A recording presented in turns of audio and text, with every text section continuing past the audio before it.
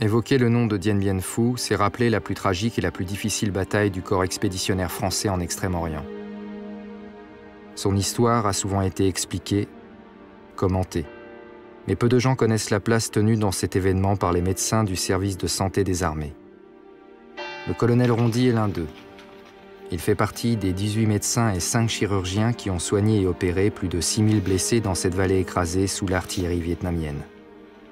Médecin d'unité, il sautera à Dien Bien Phu avec le 1er bataillon étranger parachutiste, le BEP, vétéran des combats d'Indochine.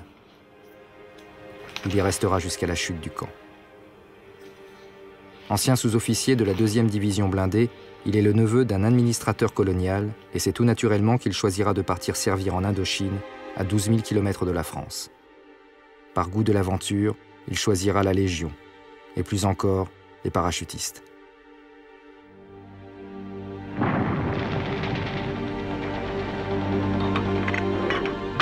20 novembre 1953, opération Castor.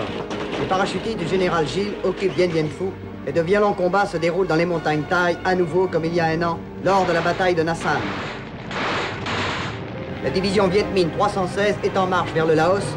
Dans la jungle, les partisans Thaï ont pris les armes et harcèlent sans arrêt les colonnes ennemies. Une nouvelle phase de la bataille d'Indochine est engagée.